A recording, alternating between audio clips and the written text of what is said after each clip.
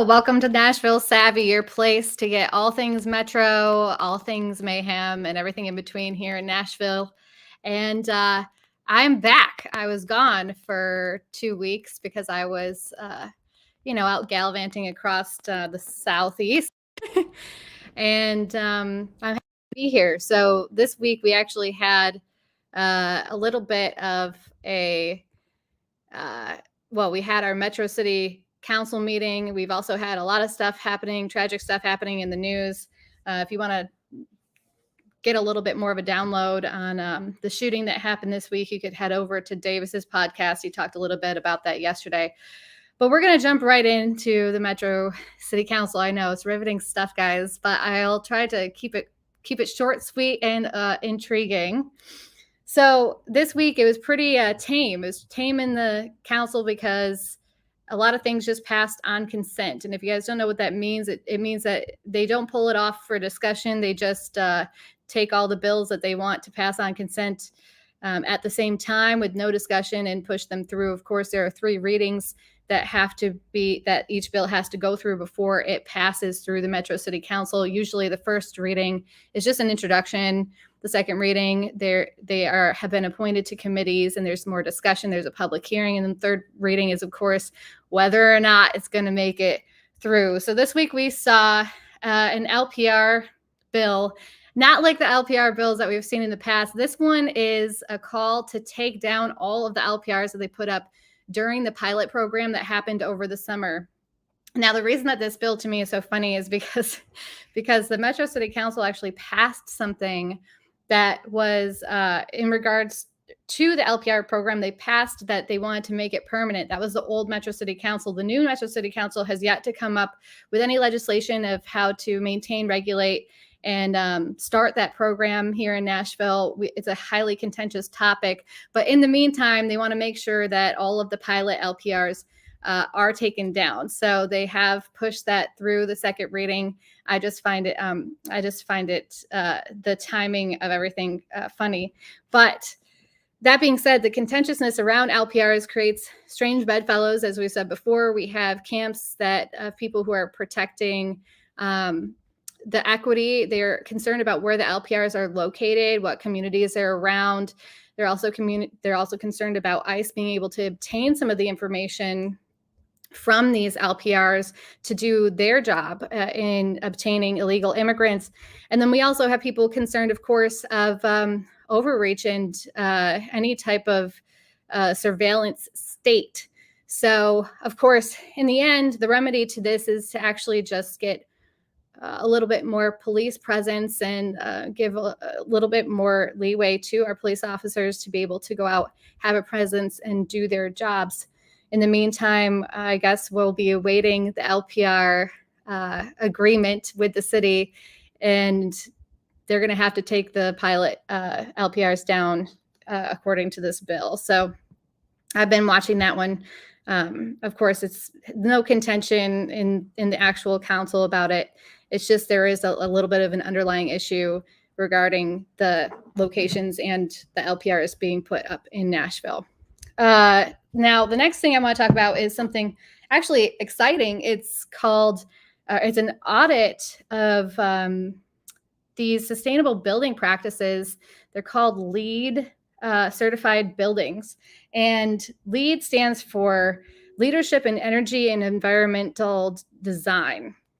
Now, every year, apparently, the council gets some type of review on the performance of buildings that are contracted and built with this LEED certification, but is not made public. So this bill would actually make that audit public yearly to everybody on the Metro website. And it would also compare LEED buildings and their performance to non-LEED buildings when it comes to things like gas, electricity, and water usage. And I think that that's exciting. We always love transparency in government. So that's a great bill that's coming through. And we can kind of see some of these new innovative practices when it comes to renewable energy. We've seen some flop, which is why there have been concerns that, especially at the pamphleteer we've covered, about pushing some of these incentives when the technology is just not there yet. But if there are some practices that are useful, of course, it is always good to help incentivize things that are more sustainable, more renewable, and save people on their bills. So it'll be interesting to see what will come out of these audits that come out yearly, so that we can kind of compare what's going on as far as development here in Nashville. The next thing I want to touch on is multifamily housing. So there were a slew of bills that were had to do with zoning for multifamily mixed use housing.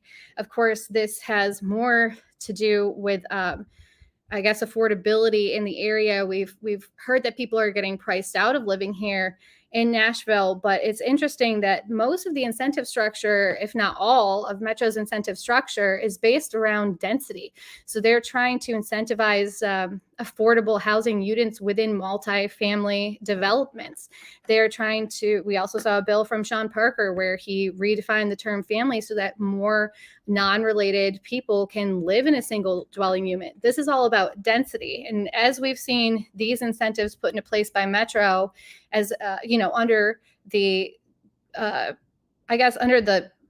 their attempt to create affordability, we also have seen single family permits plummet.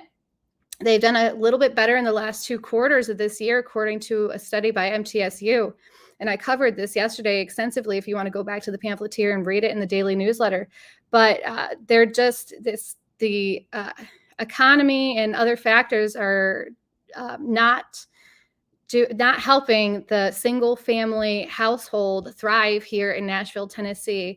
And we're really not seeing an incentive structure to come to their rescue or aid. So that's a little bit of a concern of something that's left on the table. It kind of shows you something about density. Of course, density is a big part of transit and it being able to succeed. So of course, incentivizing density going hand in hand with affordability would also push for a more transit ready city, which of course we know is an initiative that our mayor and many of our council members would love to see.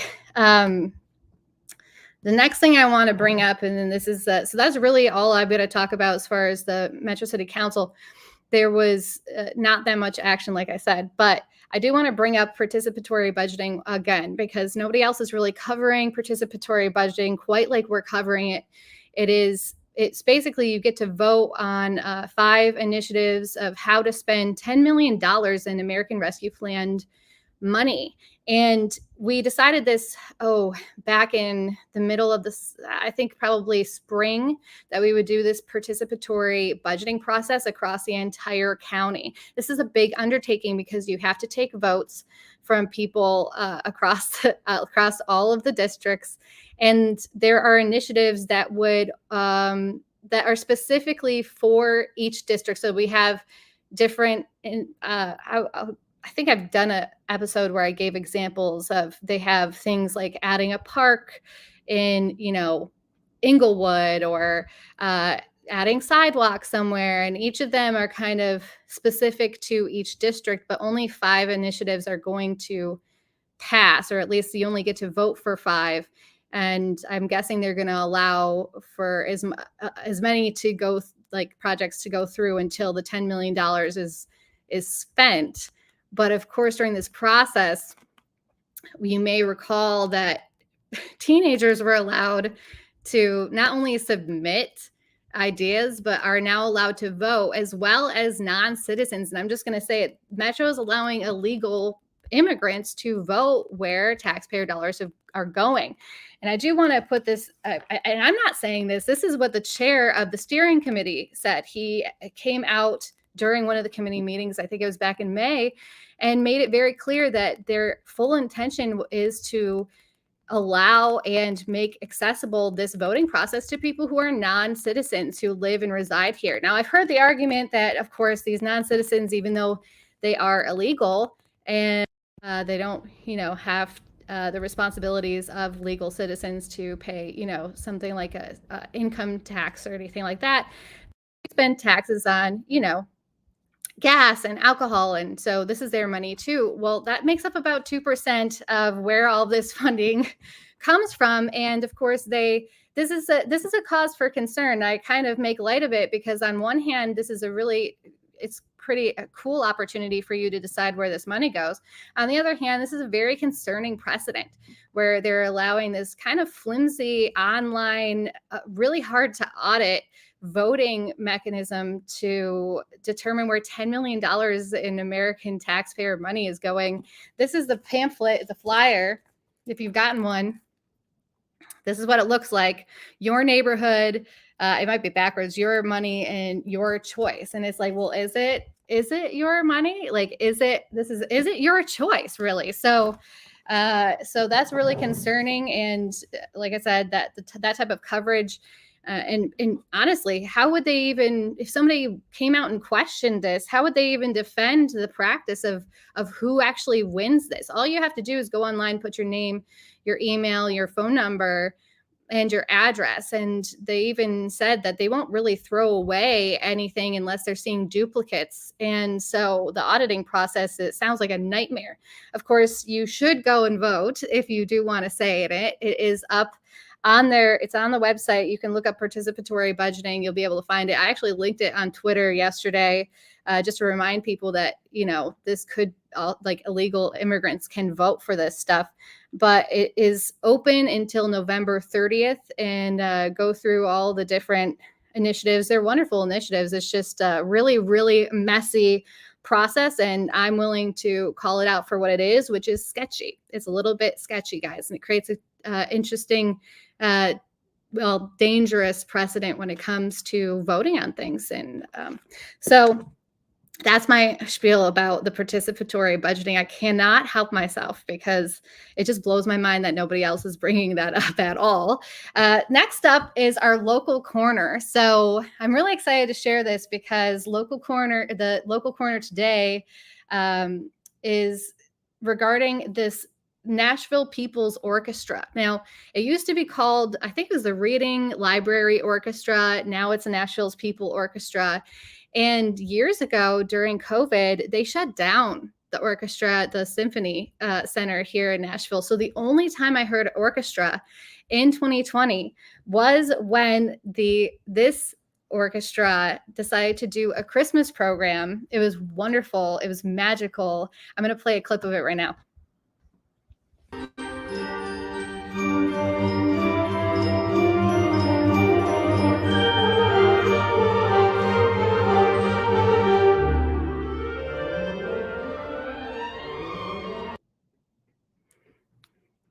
Okay, so they just go, most of their programs are always free. I haven't seen a program that hasn't been free, but they have a program this Sunday. It's going to be in honor of veterans. I'm sure we're going to hear a lot of those, like the songs for each of the different branches of the military. And it's always wonderful to go to those types of events. It'll bring tears to your eyes seeing veterans stand up and be proud when they hear the song of whatever branch of military that they served in.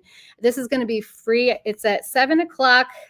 It's over at First Baptist, which is downtown Nashville. And like I said, it's on Sunday, 7:00, downtown at First Baptist Church. Now, don't be afraid of parking. They have free parking in the back. Just make sure you park in the right parking lot behind the church. It will be labeled, but there's a paid one, and then there's like the church one. Make sure you park in the church one so that you don't get, a ticket or something like that. And you could go for free at 7 p.m. and listen to this wonderful local orchestra. And I just really appreciate them over there, especially because they fed my soul when I was deprived of any symphony back in 2020. So that is the local corner for today. And next up is Metro Mayhem. So cue the Mayhem. Metro Mayhem.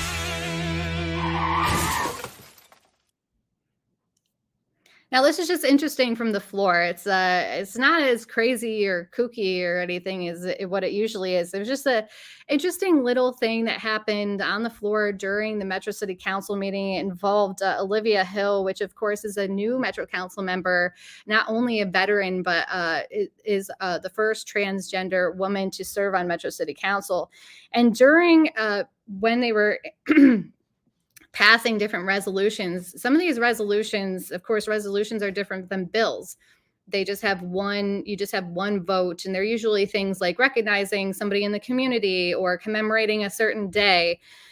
So I'm going to play the clip after. I just want you to pay attention to the fact, to what happened when they started to introduce the recognition of veterans and then instead flipped it over to Transgender Day of Remembrance. Here's the clip.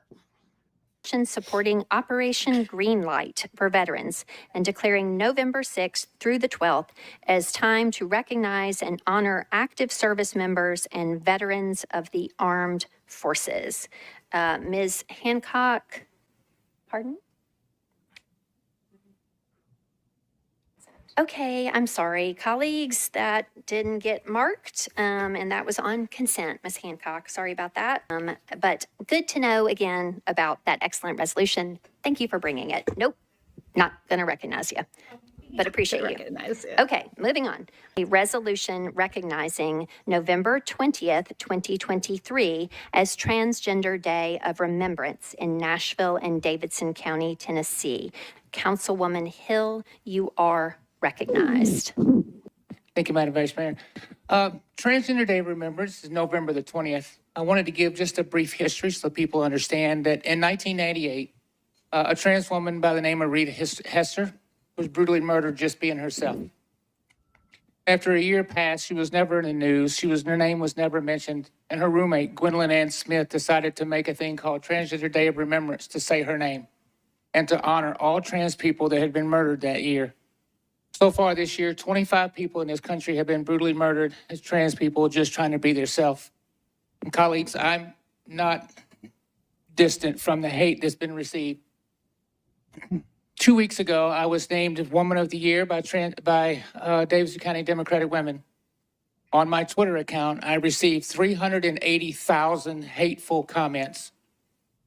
So I ask you all to stand with me to show the entire trans community that we may not all always agree on everything, but any loss of life that way is bad loss of life. And I ask you all to stand with me. So they skipped over commemorating and reminding people about veterans, the Greenlight, Operation Greenlight, and went into the Transgender Day of Remembrance. Now, is that significant? Well, Olivia Hill, for her part, is a veteran, American veteran. She also supported the other resolution. It was just an interesting flip-flop because instead of just going through and allowing that resolution to be recognized, the veterans resolution to be recognized, Vice Mayor Angie Henderson was interrupted by the director and was like, no, that was on consent. We don't have to talk about it. Of course, she acknowledged that it is also important. Olivia Hill and a plethora of other people were also supporters of the other resolution. And of course, the Davidson County, the flack that Olivia Hill received was because of that award that she got. But the Davidson County Democratic women, they can do whatever they want. I just thought it was an interesting faux pas. But of course, we do respect our veterans here in Nashville. So I hope that you're celebrating, if you have anybody that you know, this weekend. And besides that, hopefully stuff like that.